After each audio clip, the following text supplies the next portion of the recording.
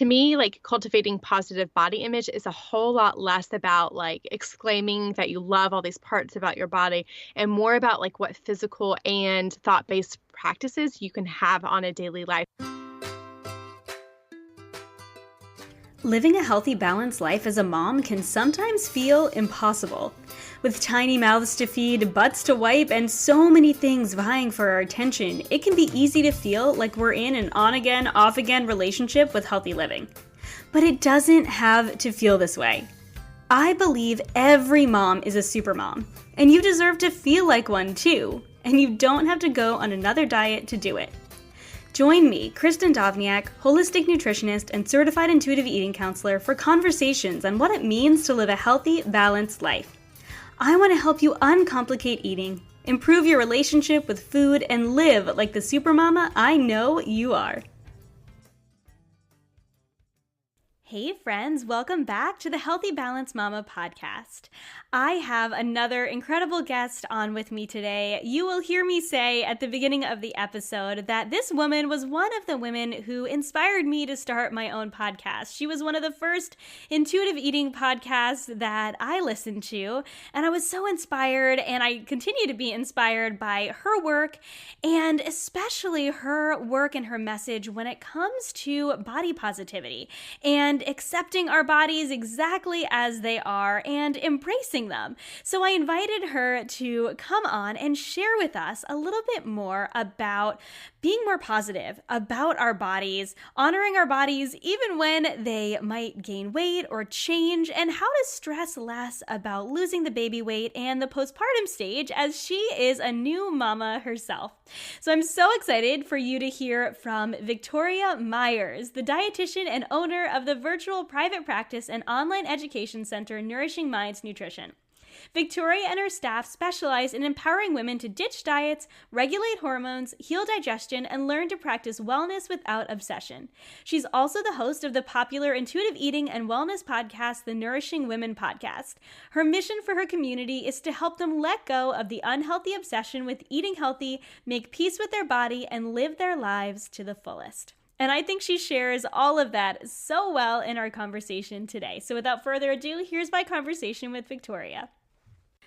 Welcome, Victoria. I am so excited to have you on the podcast. Like I think I said before, or when we were chatting via email, I first found you over on your podcast, the Nourishing Women podcast. And like I was just sharing with you off air, I love your intuitive eating approach to women's health, and it's podcasts like yours that really truly inspired me to start my own. So I'm so grateful to have you on today. I'm so excited for the conversation we're going to have.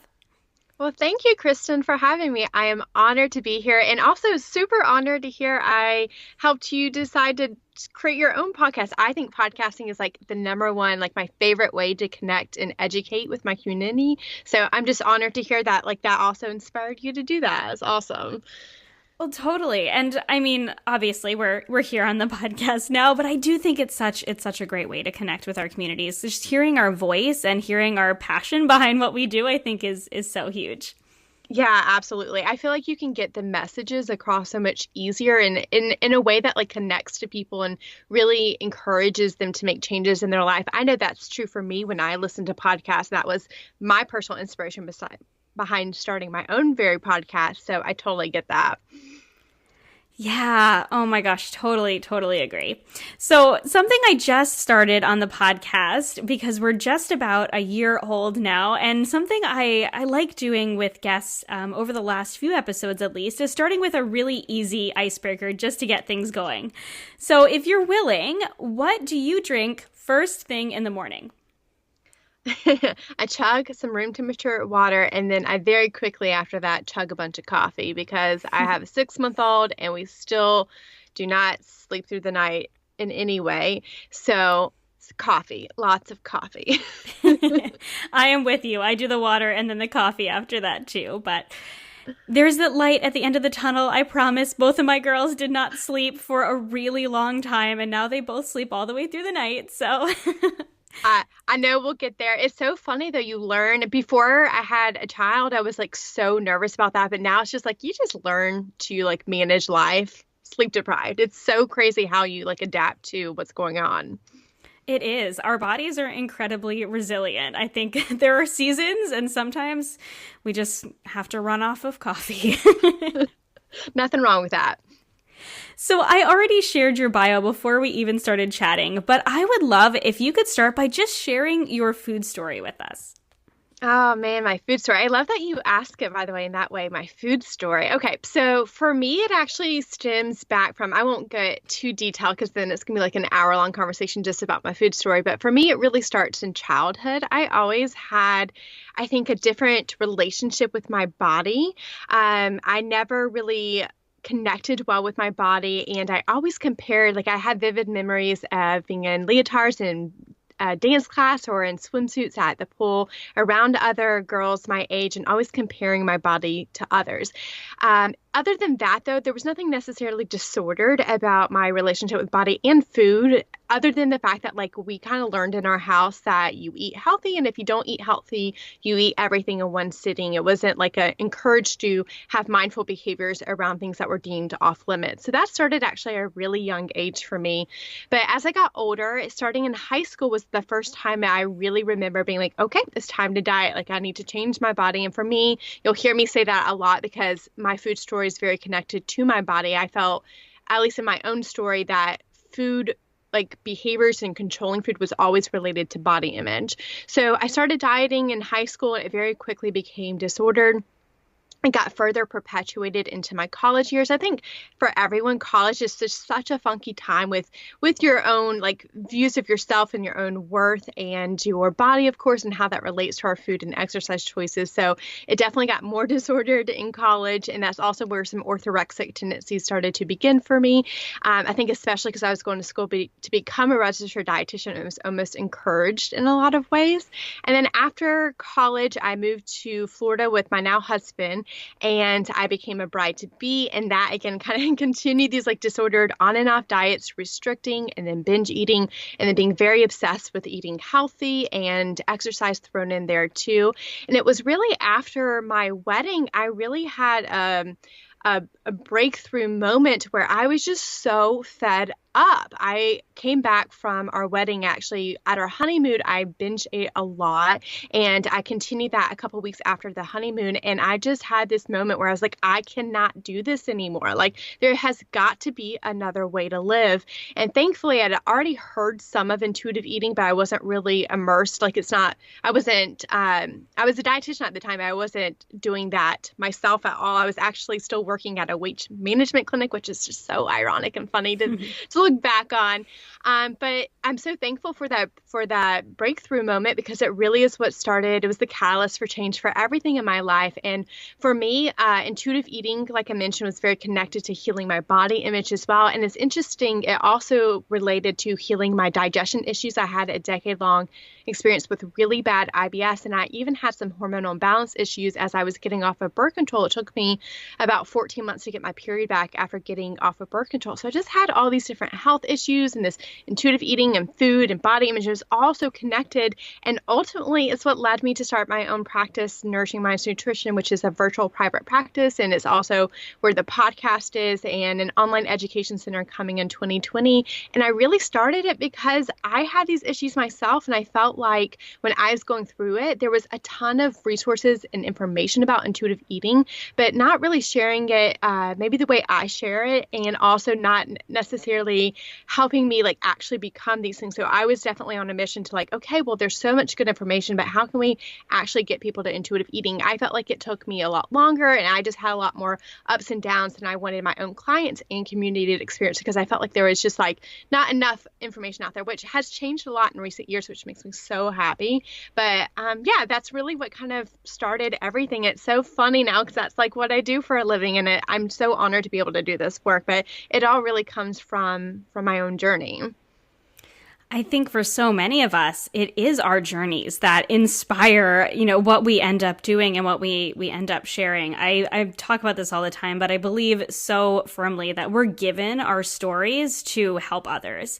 And I think it sounds like that's exactly what you did. And, I love that you mentioned that there's a lot more resources out there now, but we all have our own unique voices and we all have a different way that we share things. And I think we have different people, in general in the intuitive eating world, but for us too, women who connect with us because of our stories and because of the things that we specialize in. One of the things I love you share a lot about on your podcast is you'll share a lot about digestive health and hormonal balance and these things that some people I think sometimes will tiptoe around in the intuitive eating world because as sometimes we think that we have to jump into some sort of restriction in order to heal when it comes to hormones or to digestion. And I think you have a really important voice in that kind of sector of intuitive eating. I appreciate you saying that so much because I think part of my core mission is just to make sure that we demystify that belief that hormonal healing or even digestive healing too, that it has to be some form of clean eating or a very strict regimen. Because I feel like that's what I see a lot of is everyone feels like they have to eliminate a ton of foods. And I really, really don't believe that at all. I think intuitive eating is what you need. And there's other healing modalities we can use like herbal supplements, but I'm a really strong believer that's the exact opposite you would want to do to heal your hormones and digestion. And it's not only my personal experience, but I've been doing this stuff for years now with clients, and I can say without a doubt, you don't have to take out foods to you don't need that to have a healthy period. It's interesting how that's become kind of the norm, and I hope we're changing that. I hope so too. And this is something that I've talked about a little bit as well in regards to my own story, because there are so many parallels to your story and mine. It's pretty crazy. Things like the digestive health issues and some hormonal imbalances and losing my period and all that. But it wasn't until I found intuitive eating and really started tuning in to my body that I could actually learn the things that I needed in order to respond well and give my body what it needed to now have a regular period when I have PCOS. So that is something, I know you've talked a little bit about that before, now have a regular period and to have really normal digestion. But it wasn't all of these things that I spent years and years and years striving for. It really was the intuitive eating piece. Yeah, well, intuitive eating is this beautiful ability to connect the mind and body and to understand your body's internal cues as well as external factors. But it really does teach you to understand your body. And I think that's where diet culture really has become that is what health and wellness world is now. It's very diet centric and diet mentality focused because it's ultimately money profit. Profit is driven off of people feeling like they have to have this protocol or this information in order to heal. And intuitive eating is basically saying the opposite. It's your body has all the information it needs. Let's help you learn to connect back into those instincts and that intuition in order to facilitate your healing. And that's also a reason why I like on the podcast to talk about hormones and digestion. I would agree with you, Kristin. I feel like people tiptoe around those conversations in the intuitive eating world, but I think it's really important that we help people understand you having those negative views towards food is what's causing the digestion issues, and it's what's causing your microbiome to be affected because you're not eating a varied, diverse diet, and it's what's causing your hormones to be affected because you're not eating enough, and you have to have carbohydrates in order to ovulate, and all these really important fundamental things to understand about your body and how intuitive eating facilitates that. Yes, 100%. Oh my gosh, so good. Okay, so I wasn't planning on asking you this, but because we're kind of talking about this, and I love that we just kind of dove right into this conversation. So the woman who's listening, other than going directly to you, which I hope the woman listening will, if she has hormonal problems or digestive issues that she wants to work through. If someone's going through something like, this hormonal imbalance, or they've got, this digestive issue that they've had for years and they've tried taking everything away and all of these different protocols and nothing really seems to stick, and they want to try intuitive eating, but they're afraid to take that step towards intuitive eating because they're afraid their symptoms are just going to get worse. What would you say to that woman? Where would they even start with intuitive eating if they're worried about making those problems worse? That's such a valid question. And if you are listening and you have those fears or those concerns, that's very valid. I think this is honestly where it's so important to work one-on-one with someone because we can really look at like the individualized needs that you have. There is a time and place for sometimes doing the last principle of intuitive eating, gentle nutrition simultaneously with others if it really is valid within your own healing health journey. But most of the time it is more understanding like what intuitive eating is and how, again, that actually helps educating them on like why that helps your hormones and digestion. I'll also add to that too, I'm a huge fan of healing modalities like herbal supplements. Like we use them all the time in our practice. And I love them because I think they allow someone to focus on the intuitive eating journey and allow herbs, like a food is medicine point of view from herbal supplements, instead of like focusing so much on the food, it allows for them to get some symptom relief while they focus on their intuitive eating journey too. So I think it's a little bit of both of those processes. Yeah, I love that. And I'm all for work with someone one-on-one if you're really having these struggles. And I know there's always, there's finances and there's things like that, but you can always find someone who will work with you on that because I think it is really important to work with someone. But I love your approach of getting some symptom relief while you're working on this intuitive eating piece, because that's really the most important part of it. Obviously, we want that symptom relief, but if we can have the symptom relief while we're healing this relationship with food and our bodies, and then, if we need to make any changes from there. But I love that's a really, really smart approach. I love that. I wish that's what I had done way back when I was healing my digestion. Right there with you, girl. Again, like it all comes from me, like using my own body as a guinea pig. So I did not do that myself. Well, now you're helping so many other women. Totally. So one of the things that we were chatting about for a couple minutes before we jumped on is how I think both of us agree that one of the things that tends to hold women back from moving into this intuitive eating journey, and really maybe they've heard of intuitive eating and they want to become an intuitive eater, they have a similar experience that you had where they're like, I'm just done. There has to be another way other than this on again, off again kind of diet cycle. And one of the things that you talk about extensively is this body image piece that often holds women back from that place of wanting to become an intuitive eater, but maybe feeling like they're afraid that their body is going to change. So could you share how you feel that negative body image has an impact on our lives as women and moving into this intuitive eating space?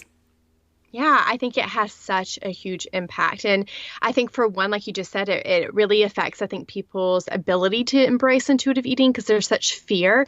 And when you really break down the fear, though, it's usually a fear of not knowing what your weight is going to be, not understanding if there will be potential weight gain, how to accept that. And ultimately a fear in just like letting go of that consistent pursuit to try to change your body and perfect your body. I mean, I think a lot of us don't realize because it becomes such a daily narrative and norm for us, but most of us spend a lot of time like idolizing and fantasizing on that perfect body. And when we have that perfect body, you'll have the perfect life with a perfect home and children and all these things, right? So I think when we understand that there's so much behind this body image, we got to break those down and really look at each of those. As far as like why that negative body image affects your day-to-day lives, I think one of the things that I realized the most as I got out of having negative body image was how much space and time and energy it took out of my life.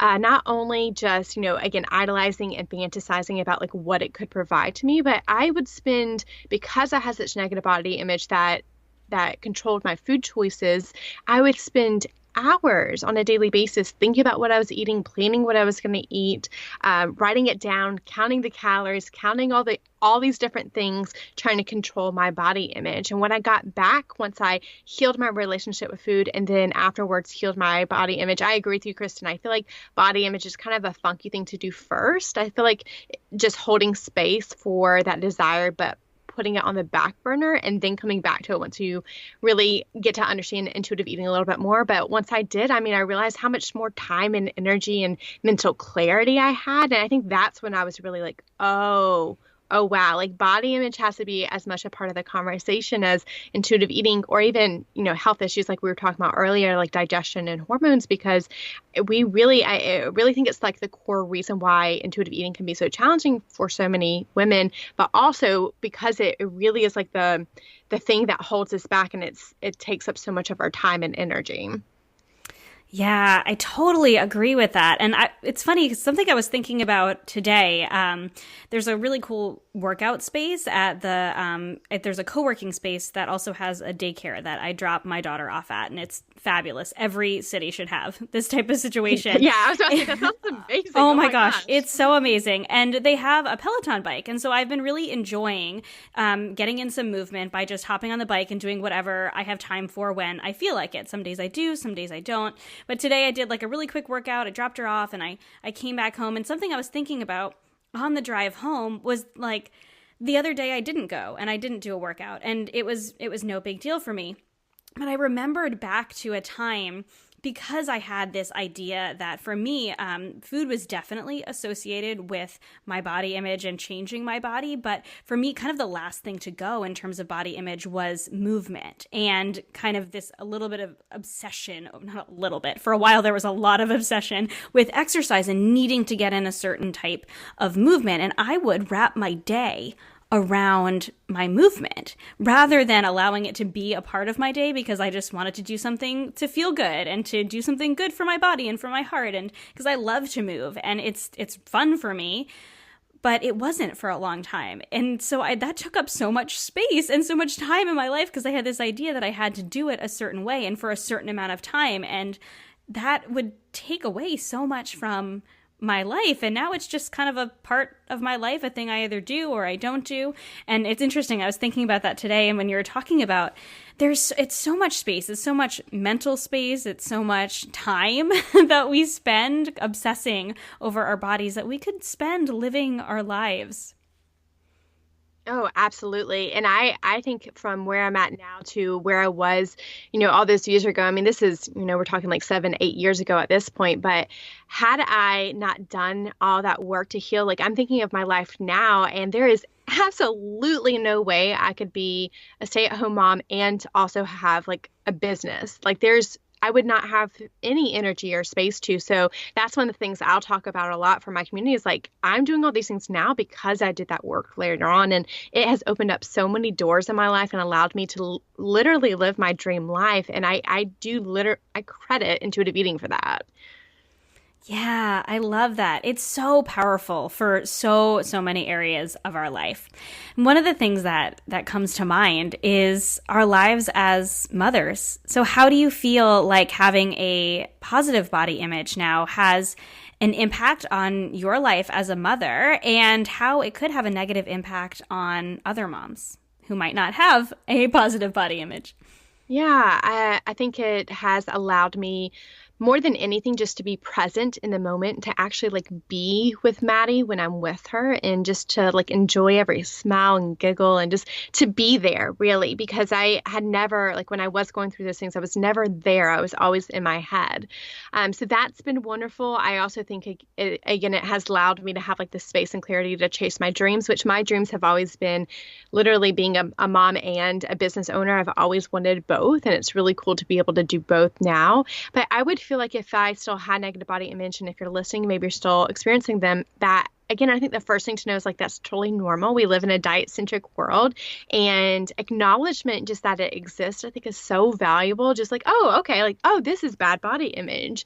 Because I think we get so used to it that we don't even like know how to question these types of things. But I think it would affect the ability to mother because, well, for one, I have a daughter. I really don't want her learning those types of behaviors from me. And whether or not it is said out loud, they see what we do and they can pick up on things. And I would never want her to have poor body image or to learn negative health behaviors like controlling food or controlling exercise as a way to control your body from me. So that's a big thing for me. It's like I would never want her to learn that.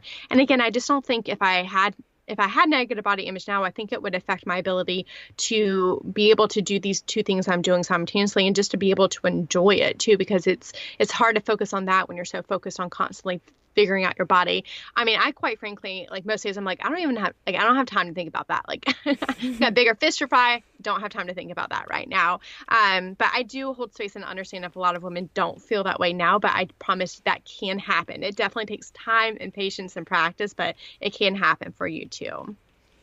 Yeah, I'm glad you mentioned that because it can feel all-consuming for someone who is really, really struggling hard with negative body image. This it might be something that they've been struggling with their entire life or since puberty or since they were a teenager. I know it was a part of my life for a really long time. I just never thought that I would be satisfied with my body. I never thought that I would be okay with my body just as it is without trying to change it. And I'm so grateful that I was able to kind of go on my intuitive eating and body image journey early on in my daughter's life. She was about 2 when I kind of dug into intuitive eating. But I know I even remember her asking me as a 2-year-old why I was eating something different than the rest of the family. And that was wow. One of those first things that like shook me up, like, oh my gosh, she notices. Because they do. They notice, they hear the things we say, and they notice us picking apart our bodies.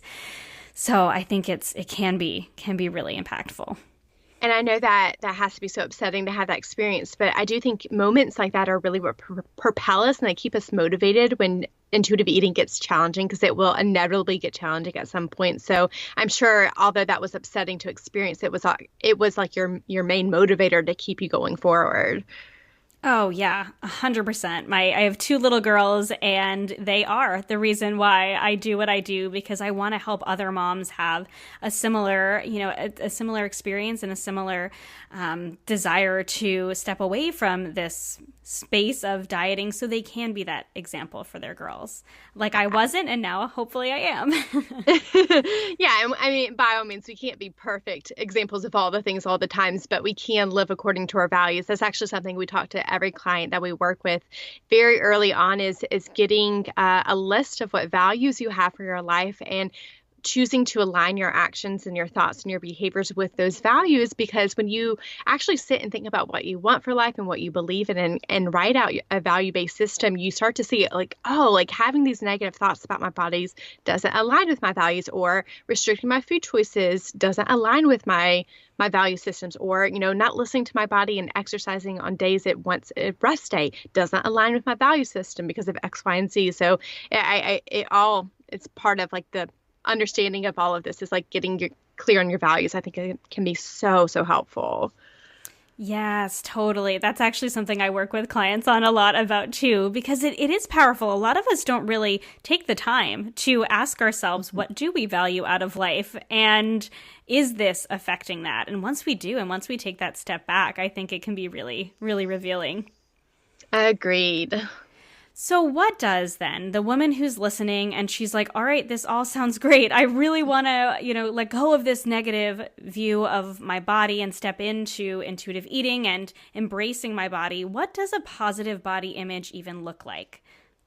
I think there's this idea of positive body image that it's like celebrating your cellulite or loving every belly roll that you have, or looking in your mirror and exclaiming like, I love my body. And it really isn't that. Although like it could be that for some people, if that's something, again, you value and you want for yourself. I think we could get there if we want to, but it's not like something I even like. That's not usually a goal when I'm working with clients that we're working on. Usually it's just finding ways to respect your body, let go of the negativity, and moving more into like neutral terms and neutral feelings towards your body. So that would be like, getting curious and being an objective observer when you have a negative body image, and kind of asking yourself why a bunch of times, and thinking about like why those thoughts happen, or how they happen, or what are they connected to, an event or a childhood situation where you got this ingrained belief about X, Y, and Z. I think it's also just starting to reframe those thoughts, like I said, into neutral terms. And then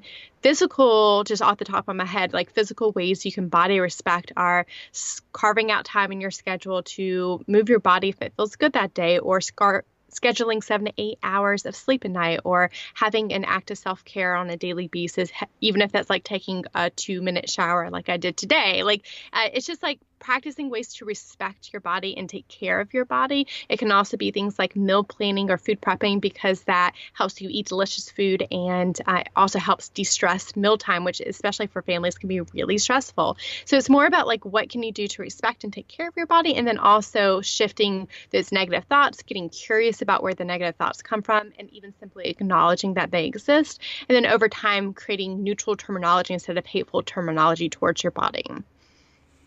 Oh, I love all of that so much. This is why I wanted to have you on so bad. You're so eloquent in the way that you share that it isn't necessarily about loving every role, but it's about respecting ourselves and loving on ourselves because we deserve it, because we are who we are, and we deserve to respect our bodies. So, see, you said it so much more eloquently than I did. Because body image is such a funky thing to talk about. Like, I feel like it's taken me years to even be able to really articulate what I mean. I still feel like half the time I'm like, wait, what did I say? But just trying to speak from the heart. But yeah, I think it's just such a valuable thing to like understand that like you can work on that. And like it's part of this intuitive eating journey. And I do think intuitive eating can help you learn to treat your body in a new, different way. That's like the beauty of intuitive eating, is it helps you see like joyful movement and self-care and how stress impacts your health more than your food choices. And I think that all ultimately leads to body respect too. Yeah, it totally does. Oh my gosh, I want to say it was an episode that you had lately. It might have been the episode that you had with Lex Stadio, who has also been on the podcast, and she's amazing from Restoring Radiance. Yes. You were talking, I believe it was that episode, if you remember what it was and then correct me. But you were talking about how sometimes action precedes mindset change. And I loved that so much, because we're talking about sometimes we have to do something and start like a simple act of doing something to respect our bodies in order to start believing that we do respect our bodies. And so I thought that was really powerful, and I loved that. Yeah, that's something I learned in clinical experience, because what I started to realize consistently with every client I worked with is that actions have to change before thoughts do. And like even going further to thoughts, like mindset takes a long time to shift. So I always tell my clients, like, your actions have to change. It's hella uncomfortable. You got to sit in the discomfort and get to know why the discomfort even exists.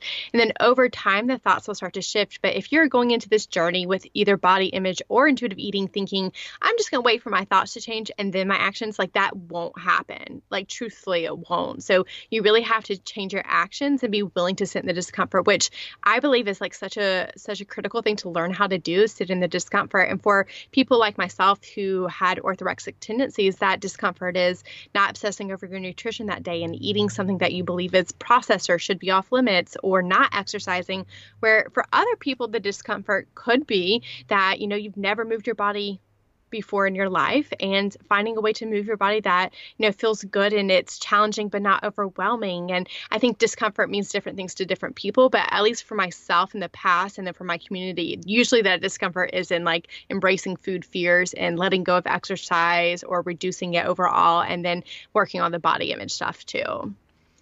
Yeah. Oh my gosh. I love that. So many of us are taught, I think, growing up that just to do everything we can to not feel discomfort and just push it away. But we do have to sit in it in order to move through it. So I love that. There's actually something that is often very uncomfortable for women when they're going through this journey to finding the space of intuitive eating and really normal eating eventually. And that is, sometimes we have to gain some weight or find a body size that really fits for us, a normal body size that isn't going up and down throughout our lives because of dieting. And you have this incredible podcast episode. I just looked it up and I didn't write it down. I think it was episode 122, but I will link it in the show notes, where you talked about becoming comfortable with weight gain. Can you explain why weight gain isn't all bad and how it can actually be a positive thing? Yeah, I mean, honestly, weight gain for a lot of people, I don't want to say all, but for a lot of people will happen in your intuitive eating journey. And I do believe that's because most women are restrictive in nature with their diets or controlling. And also with the exercise too. So the set point of everyone is different. There are some people who lose weight in intuitive eating or just maintain their weight, but for most of us, weight gain is what will happen. And as you and I were talking about earlier, Kristen, I think that and body image are like one of the fundamental reasons why people are scared off from intuitive eating. But one, that doesn't align with most of our value systems, right? To not like do something we know we need to do just because of fear of weight gain. But fear of weight gain is normal in this process. But again, like to me, I'm like, just because something's normal doesn't mean you can't challenge the hell out of it and also like get to know why it exists and work through it. So I think there's like different things you can do to make peace with weight gain. But I will say, like, I think for me, like when I look back, I'm like, it's so interesting that weight gain was something I feared so much because it has brought me so much in my life. Once I embraced intuitive eating and over time accepted my natural body size, which was a lot bigger than my previous body size. I mean, I have the business that I desire and the life that I desire. I'm a mom now. I have a period. My digestion is like literally no issues at all. And I just don't think and obsess about food the way that I once did. So I feel like weight gain can add so much to your life. It's just being willing to see that as a possibility. And like I said earlier too, like letting go of that desire simply to lose weight, maybe not yet making peace with weight gain, but first just even like simply letting go of the desire to lose weight. Yeah, I think it brings back what you were talking about earlier with now having that space and having the ability to be present in your life and be present with your daughter because, you know, that fear isn't there anymore. And because you found this space where your body is what your body is and you found this set point and there's no, you know, obsessing about your size, but, you know, maybe you're a little bit bigger than you were before, but you have so much more joy in your life. And I think when we look at it like that, when we look at it as what else am I gaining? I might be gaining some weight on my body, but what are the more important things that I'm gaining by allowing my body to find that set point? Yeah, that's why I like to talk about like acknowledging and recognizing thoughts even exist. Because I think over time, if you can just even simply like pick up, oh, hey, that's like a bad body image thought, you can then begin to move into like being an observer and being non-judgmental but curious about where those thoughts come from. And I think that's like really where the magic, at least in like the internal dialogue conversation around your body image really lies, because you have to question your thoughts in order to slowly start to change them. It's diet culture in the world that we live in that constantly makes you feel like you always have to have this negative body image. But if you can even just like see the negative thoughts happening in your mind and then over time question them, there's such like, that is where like everything, because then it's like over time you get to where I am, where I'm like, hell, I'm not going to be spending any time thinking about that. Like I got bigger things to do. And I really don't like, I love my body. And again, like I said earlier, I don't think that has to necessarily be something everyone strives for, but I like genuinely mean it when I say like, I love my physical body and everything about it. And like, it's so fun to be here. And it didn't take losing all that weight or having this perfect body to get there. What it took was understanding my actions and really looking at my thoughts and questioning my thoughts and then getting curious with them. And then over time, creating new thoughts and new habits and new patterns. Yeah. Oh my gosh. Totally. All of it. So what would you say to the woman who feels like she will never love her body or she'll never feel that way about her body? What would you say to her? You have to want it to change it. And it is okay if you are like resistant to the messaging at first, or you're just curious, you're not ready to dive in. It took me years before I can remember the first body positive account that I followed, and it was years afterwards that I actually cultivated my own positive body image. But I think simply just looking and reflecting about like what you want and how you want to live your life and how you want to view even yourself. Like ultimately, I believe it's all up to us to make this, like you have that power. You are able and strong to achieve whatever you want. And if that is something you want, you can achieve it. Don't get me wrong. It definitely takes time and patience and practice and sometimes learning from other people how to do it, but it is possible. And I think just even recognizing like, oh, that is a possibility. If that's something I wanted to pursue, I could. I think just knowing that that is a possibility is important to know. Yeah, I really like that. That's a really great first step, recognizing that it is something that we can have, even if we feel like it's not possible right now. It is a possibility. I love that. Right. Right. Yeah. Because I mean, we can't, if you're not going to make those changes if it's not something that you like acknowledge that exists and or like think about if that's something you want. Like we never make like big sweeping changes in our life if there's not like a huge reason behind it and like a motivating factor for it too. And even just like an knowledge that that's something what we want. Like you're not going to completely change your life the way you look at things if you don't like acknowledge that that's something that you want first and foremost.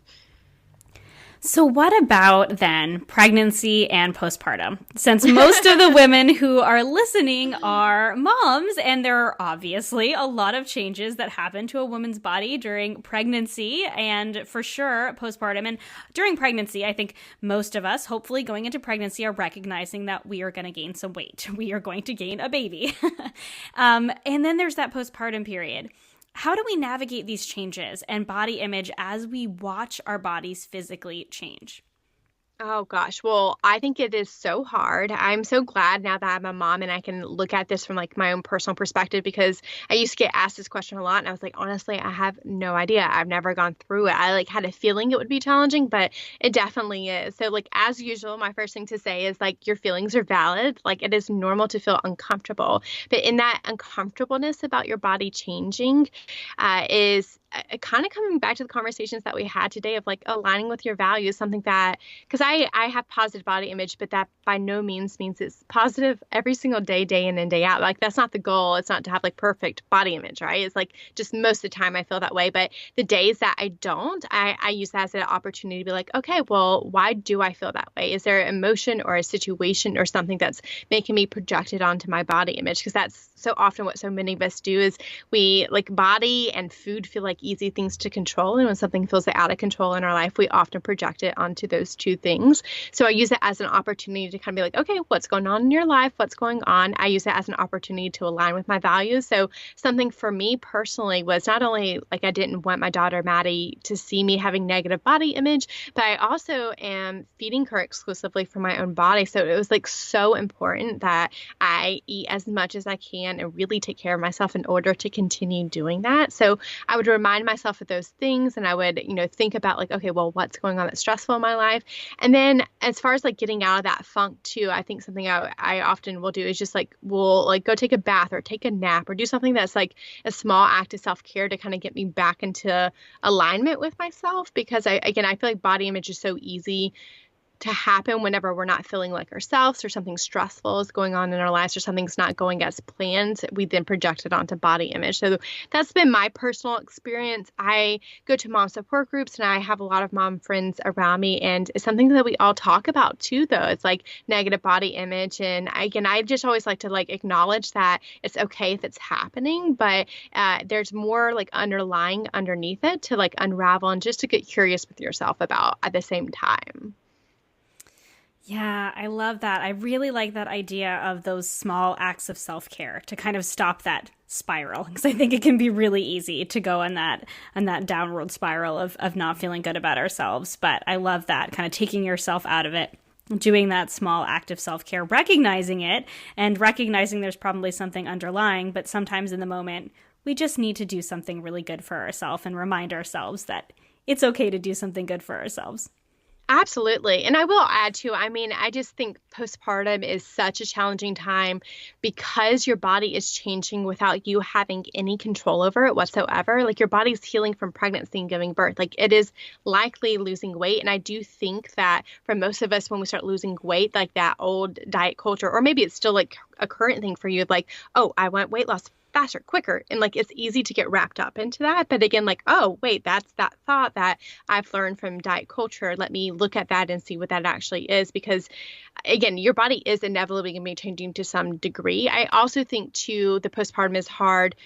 Like I mentioned, you project body image with things are stressful. And it's like the hardest, biggest transition of your life. So it'd be totally normal for you to want to be projecting some of that stress onto something else because it is such a tough transition to go through in life. Like it is by far my most favorite thing about my life now. I love being a mother so much, but that doesn't mean it's not hard to have like the biggest change in your life that you'll ever have happen, So I think it would be normal to some degree to be putting that onto body or wanting to control food or seeing your body changing, wanting to like make that happen quicker and faster, or really want to like add to the weight loss happening. But it's just like looking at it and being like, oh, okay, that's because I'm stressed and don't have sleep and all these other things going on. Okay, you said something that was so good, and I don't even know if you realized you said it, and something that I think, thinking back, now that I've had two kiddos, and so I've had two different experiences 4 years apart, and my intuitive eating journey was in the middle of two of them, was that in this postpartum stage, we are losing weight without doing anything. I think so many people think, and myself included, when I had my first daughter, so she's 6 now, so this was quite a few years ago, I thought that I had to do something to lose the baby weight. And I think so many of us, not myself anymore, but I remember going into, even though I was already very deep into this intuitive eating journey when I got pregnant with my second daughter. In the postpartum stage, I was committed to working towards positive body image, or continuing to work towards a positive body image and eating intuitively and not going on a diet. And thankfully I didn't. And my body settled into a place that's perfect for me.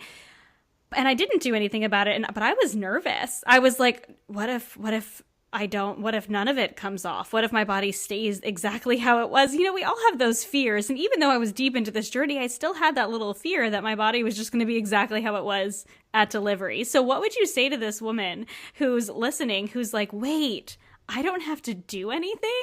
My body will just do it? Yeah, I mean, I'm like over here like laughing. So I'm like, yeah, I totally like, I get that completely. Like I could think it would be so easy I think that's a great example of like a specific example of diet culture though, is like they make you believe that you have to force and create weight loss. And also this whole concept too of like getting your body back after having a baby, which is like a whole nother ridiculous thing going on in the diet culture world. But yeah, they have you believe that you have to force it. But I mean, honestly, y'all, like our bodies take care of ourselves. Like our bodies are going to heal. And I think it's a funky thing that we don't often talk about in the intuitive eating world because it's just a hard thing to navigate, like having the conversation about weight loss. But yeah, your body's recovering from pregnancy. Like it's going to go back to its natural ebb and flow if you allow it to and give it space. You don't have to force that to happen. Like it's going to happen. I haven't shared about this at all in my own personal platforms, but I'm back to where I was in the pre-pregnancy within 6 months, and I've done literally nothing. I've eaten as like much as I physically can shove down. Like I'm eating so much food. I barely exercise. I barely sleep. My body's just doing its thing. I don't need to do anything about that. And I do believe that's true of all of us if we can give the space and time. Now, everyone will have different amount of length of time that it takes to get there. But all to be said, like, of course it's going to heal. It's diet culture that makes us believe that you have to force the weight loss for it to happen. Yes, totally. 100% agree. And it did. It took me like the 4 years between my two kids to learn this, that our bodies are really, really powerful and they are going to do what they need to do to support us, that our bodies aren't out to get us. They're not. I think that's like such a common notion that like, oh, our body just wants to be bigger, and not that there's anything wrong with our bodies being bigger. We already talked about that, but if that is something that we're still working through in our own minds, that we think that our bodies don't want to support us, but our bodies want to support us, and we just need to support them back and allow them to do their thing.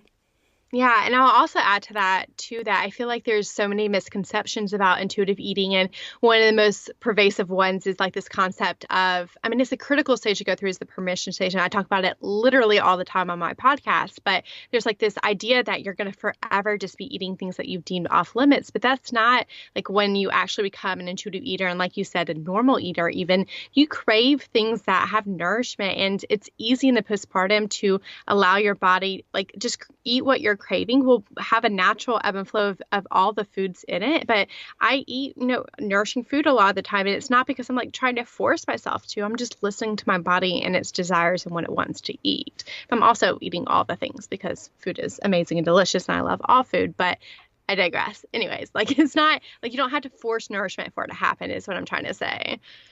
No, I totally agree. And I talk to a lot of women in these early postpartum stages, and it's so funny. I know I felt this myself. I'm not sure how you felt, but like pregnancy and the way that, like, the hunger that I had during pregnancy and the way I ate during pregnancy was nothing compared to when I was nursing. I was so hungry. Oh my and gosh, I had so many cravings. 100%. I hated this. I think this is why I hated pregnancy is I'm such a foodie. Like I love cooking and eating. It is a passion of mine. I just love it. Everyone around me like knows that. Like I love cooking and making food for people. Anyways, in pregnancy, I hated food and I had no cravings. All I could basically eat was ginger and lemonade and fruit. And some ice cream. Thank goodness I could at least get ice cream down, but I could barely eat. And I think that's why I hated pregnancy for most of it because I just didn't feel like I had nausea. I just didn't feel good. I couldn't eat. And in the postpartum, y'all, I like eat like 10,000 times more than I did in pregnancy. Like I'm eating all the time. I'm actually really hungry right now. But yeah, I mean, it's just one of those things that like, again, I think it's so cool if you can go through intuitive eating is you can easily allow for that to happen without being worried or concerned about your body because you know, hey, like that's just my body taking care of itself. Like it needs to replenish its nutrient stores after literally creating a human being. And if you're breastfeeding or even not breastfeeding, like your body still needs to have that nourishment to recover itself. Yeah, and I think we oftentimes forget that our body has gone through, no matter how we give birth, something very traumatic, and that there is healing to happen, and it's totally natural because our bodies do want to take care of themselves to desire more nutrition, more nutrients, more energy because we need to be healing. Our bodies need to be healing themselves, and that's what they want to do. So I'm really glad you brought that up. Yeah, yeah. So inside and outside of pregnancy and postpartum or whatever stage we're in as women, what does taking care of ourselves without trying to change our bodies look like? It can look like a lot of different things. And I think that's one of the big things about health and wellness to know. It's not just about food and even exercise. You know, those are two pieces of the puzzle, but there's so many pictures of the puzzle to like taking care of yourself. So like, yes, absolutely. Like planning your food so stress isn't around like knowing what to eat. I think especially like as a family, it gets really hard to figure out food. And I feel like meal planning is really helpful. But it's also just eating what you're craving. It's listening to your hunger and your fullness cues. But outside of food, it's, you know, moving for joy, not for punishment. It's scheduling acts of self-care. It is making sure you're managing your stress, talking to a therapist if you need to in order to manage anxiety and depression, or even taking medication. It's taking supplements if you feel like that would be supportive. It's scheduling a massage if you want to, or scheduling, I don't know, even like bath time with a glass of wine. It's going for walks. It's taking naps. It's looking at your financial health, your social connections and relationships. I think there's so many different ways we can take care of ourselves, and we really want to look at like all the different pieces of the puzzle. Yeah, I agree 100%. And I'm laughing when you're talking about taking a bath with a glass of wine, because that's one of my favorite little self-care things that I'll do on a Sunday night. I'll take a bath with like Epsom salts, and when I tell my husband I'm going to go take a bath, he'll be like, "Do you want some wine?" And he'll like start pouring me a glass. And I don't have it every time, but it is just one of those little pleasures and those little things I do to take care of myself that I might not have time for during the week, but is something I really look forward to. And I think might be something that I wouldn't have thought of in the past as like something that I was doing to take care of myself, because I think so often it's all about the food and the movement, but it is so much more. So I'm glad you shared all of those examples. And don't you find, Kristen, I find when I look at things like so simple acts as like going for a walk with my dog, or taking a nap, or taking a bubble bath with a glass of wine, when I actually look at it as like, oh, this is me taking care of myself. I love myself. I am taking care of you. Like I find like I get so much more gratitude and joy out of the experience because I'm like, oh, this is like me doing something for me. Like how fun. Yeah. Oh, I love that. Yeah, because we do deserve to be taken care of, and we can take care of ourselves no matter where our body is, and we should be taking care of ourselves. I love that. Yeah. And I feel like the thing I've learned the most as the new mom, and I'm sure you're well versed in this, but it's been a really great learning lesson for me, is like taking care of myself is asking for help. Like that's probably one of the number one things I do now is like just someone like, please do this. Please help me here. Please feed Madeline now. Please do this. Like I feel like I ask for help so much more now than I ever did. And it really has, I think, helped me maintain my sanity as a mom too. Because if I was trying to do all the things, I would not be able to do it. Oh, 100%. Totally agree. And it can be hard as moms because we want to do all of the things and we want to be that person that's like best at everything, and or at least me. That's me going where I want to be taking care of, and I am taking care of my kids, but I want to be the one who's taking care of my kids and running my business and taking care of me. But it comes to the point where we can't do all of those things at the same time. So sometimes we need to ask for help so we can do each one of those things the best we can. Absolutely. I couldn't agree more. So can you share any last thoughts on how the woman listening can begin to navigate their bodies changing with respect? First, just acknowledging that change is okay, that your body is allowed to change. That's not something you need to hate or try to control or manipulate. So acknowledging that, acknowledging if any thoughts pop up, like I mentioned multiple times throughout this episode, like getting curious around what that means and what that looks like. And is there any underlying themes going on behind that? And just, I think lastly, like what we've been talking about is like find ways to take care of yourself that have nothing to do with your body size. Just take care of yourself simply because you deserve to take care of yourself. And it's a fun, joyful thing to do for yourself. So good. Oh, thank you so much, Victoria. This has been awesome. Oh, thank you for having me.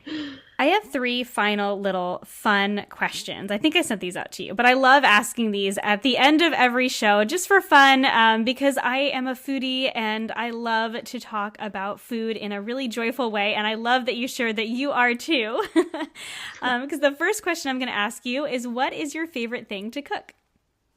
Oh my gosh, like everything.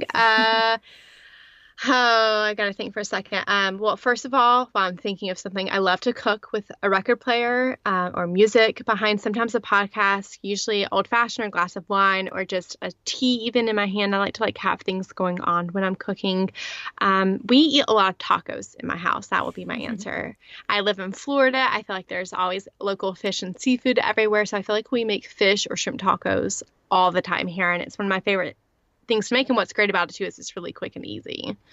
I love tacos, and I love fish tacos too. I'm in New England, so we have a lot of fish, but fish tacos tend to be more of a summertime thing for us. It's there, I can see snow on the ground outside, so that's awesome. Tacos are so good.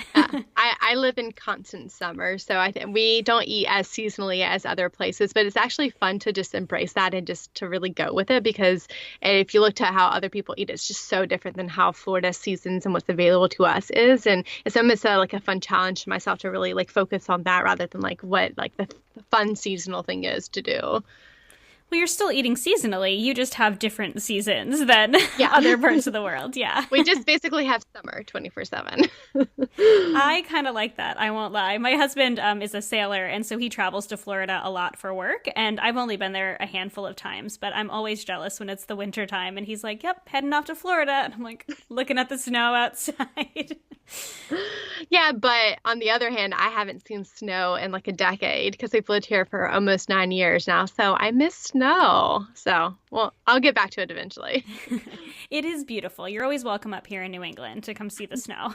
Thank you. Thank you. So the second question would be, what is your favorite thing to order if you're going out to eat or have someone to cook for you? To cook for me, probably one of my best friends here in Florida, he makes this phenomenal lasagna, and I just honestly, I suck at making lasagna. I think I like anything that I have to be very exact. I'm a very haphazard cook. I always like to never measure anything. I feel like lasagna does require some level of having a method to it. So I love it when my friend makes this lasagna and we all have this fun lasagna night. Otherwise, takeout, gosh, we almost always get Thai food, or there's this awesome place here called Fresh Kitchen where it's these bowls where you get to get different it's grains and then vegetables and proteins and all these amazing sauces, and that's always really fun to get because you can change up the flavors and what you're eating so much with all the the different options available. So we get that almost every single Friday night. It's a theme in our house. That sounds so good. It is getting to lunchtime and I'm starting to get hungry hearing you talking about these delicious foods. So we can both get to lunch. I know you said earlier that you're hungry too. Always hungry, always. We talk a lot on this podcast, or I talk a lot about finding what I love to call your beautiful balance, going beyond obsessing over food and finding nourishment and pleasure in food and in life. So what does your beautiful balance mean to you? I think in this current season of my life, balance looks like understanding that every day is going to look dramatically different. And especially as far as like running a business while raising a daughter, some days I get all the work done, but I don't get to hang out with Maddie as much. And then vice versa. Some days I'm always with my daughter and then I don't get any work done. And I feel like old perfectionist and controlling behaviors would have been really not okay with that. And I've learned now just to go with the flow of it and just, it's okay. Like balance truly means like every day is different rather than thinking like it's always gonna be like this amount of hours of work and this amount of hours of play. And that's not what it is at all. It's like going with the flow of things. And that's what balance, that type of balance is really important in my life right now. I'm nodding over here. Totally agree. 100%. I always say balance isn't static. It's going to change day to day. It's going to change in the seasons. And it's really a feeling, I think, more than anything. So I love that. Yeah. I always just end the day with being like, as long as I feel like I did my best and showed up and took care of myself and my family and did what it felt like was the best decisions for the day, that's all that matters because it always looks so dramatically different. Yeah, totally. Oh, and I love watching you over on social media and listening to you on your podcast, sharing how your life is evolving with your little one Maddie and coming into life as a mom. It's so fun to see. And I'm sure it does always change. This year for us, we're navigating kindergarten, which is totally different than than anything we have before because my oldest is now in kindergarten and that's a new season and it's all so fun and you're always kind of finding a different balance in every season. Yeah, I don't even know though what I did with my time or life before I was a mom though, because now I'm just like, gosh, like I feel like I like get. It's crazy how like you figure it all out and you think that you're like never gonna have time as a mom, but it really does work itself out. And it's also like life is 10,000 times more fulfilling now. So yeah, I love this season. As crazy it is, I love it so much. Oh, I love that. So could you just share where my listeners can find you? Yeah, so I think most people hang out with me on the podcast. So it's the Nourishing Women podcast. We have conversations about intuitive eating and body image and holistic healing, wellness, motherhood, and so much more. We actually have episodes now every Tuesday and Friday, which is really exciting. Usually Tuesdays are around like a 15 to 20 minute episode of me sharing some insight into one of those conversations. And then guests are usually on Friday. Other than that, you can find my practice in our education center at nourishingmindsnutrition.com. I have a blog called Victoria Myers. You can find me on Instagram at Victoria Myers _, and then the practice and the podcast and the education centers all at Nourishing Minds Nutrition. And I have to say, your Instagram is fabulous for the woman who is just in general, but for the woman who is on this journey to body image and body positivity and body acceptance. I think you have a really, really fantastic Instagram for that. So they should follow you over on there. Thank you. I switched it, I would say like 2 years ago to be more body focused in that way, just because I felt like I kind of was this unicorn almost of like dietitians don't usually talk about their own body image. And I was willing to share mine just to see if it could help others. And it's really resonated with a lot of people. And I'm really appreciative of that because I feel like I just want to change this notion that all dietitians look a certain way. And that really, I think, helps to manifest this concept that all women look a different way. So I appreciate you saying that. Oh, totally. Absolutely. And thank you so much for all of the work that you do in the world, your podcast, your blog, your Instagram. I appreciate it. I know it is so needed. And I'm so thankful that you spent this time with me today. Oh, well, thank you for having me, Kristin. Thank you so much for listening to this episode of the Healthy Balance Mama podcast. If you loved it, would you take a screenshot and share it with a friend over on Instagram and tag me in it? It helps me so much to know what you love and are taking away from each episode. If you really loved it, would you hop over to iTunes and give me a star rating and review?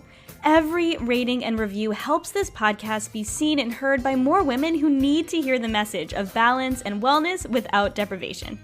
It's the best free gift you could give me. And as a reminder, the information and opinions on this podcast are meant for education and inspiration only and are not to be taken as medical advice, diagnosis, or treatment. please consult with a trusted practitioner before making any changes. Have a beautiful day, friend, and I'll see you in the next episode.